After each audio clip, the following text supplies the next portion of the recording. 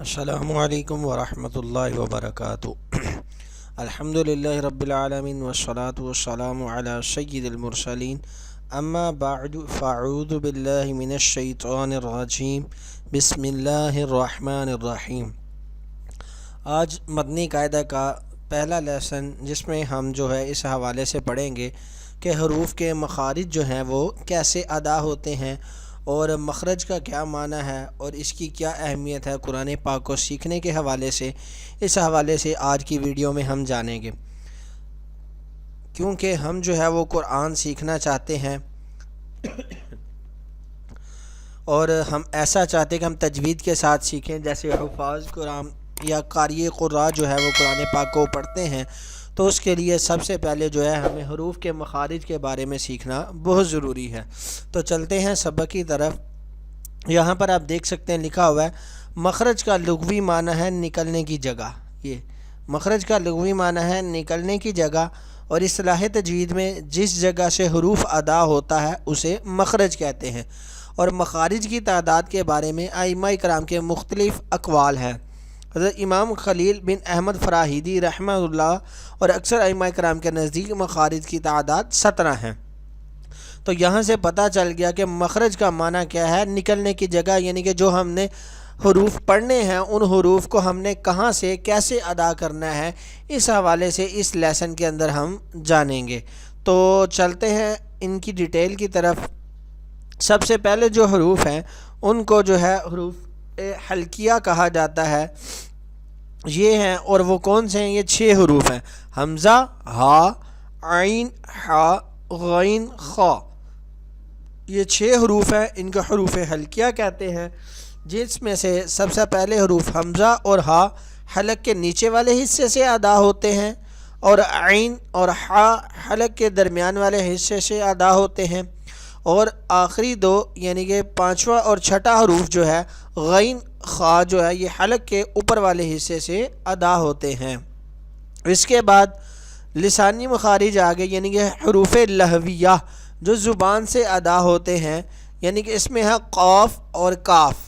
جو موٹا قاف ہے، جو 2 نقطوں والا کاف ہے، اس کو ہم زبان کی جڑ اور تالو کے نرم حصے سے ادا ہوتا ہے، اور جو بریک کاف ہے جسے کتاب والا کاف کہتے ہیں، اس کو زبان کی جڑ اور تالو کے سخت حصے سے ادا ہوتا ہے، اس کو حروف لہویہ کہتے ہیں۔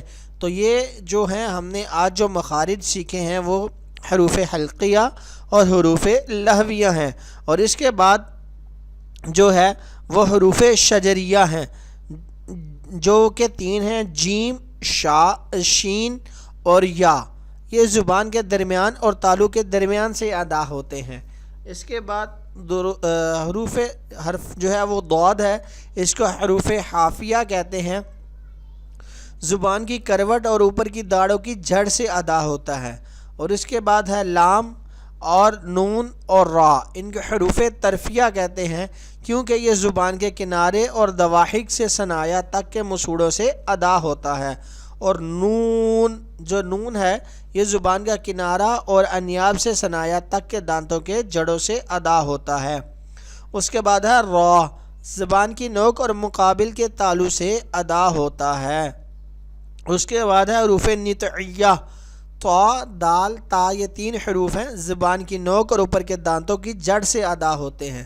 اس کے بعد ہے حروف لثویہ، وا، ذال، ثا، زبان کا سرا اور اوپر کے دانتوں کے اندرونی کنارے سے ادا ہوتے ہیں۔ اس کے بعد حروف صفریہ، صاد، زا، سین، یہ زبان کی نوک اور دونوں دانتوں کے اندرونی کنارے سے ادا ہوتے ہیں۔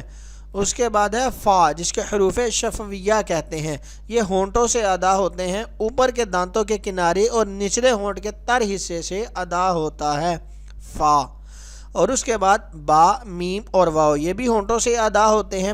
با وہ دونوں ہونٹوں کے تر حصے سے، میم دونوں ہونٹوں کے خشک حصے سے، اور واو دونوں ہونٹوں کی گلائی سے ادا ہوتا ہے۔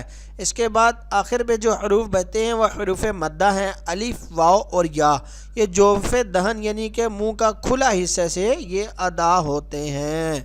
تو لہٰذا یہ آج کا پہلا سبق جس کے اندر ہم نے مخارج کے بارے میں سیکھا کہ ہم مخارج کو کیسے ادا کریں گے، اور وہ ان کی کیٹیگری کے ساتھ ہم نے سیکھا کہ کون کون سے حروف ہیں اور ان کو کیسے ادا کرنا ہے۔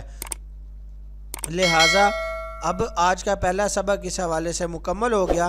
اللہ ہمیں قرآن پاک کو صحیح طرح سے ادا کرنے اور اس کو صحیح طرح سے پڑھنے کی توفیق نصیب فرمائے۔ جزاک اللہ خیرہ۔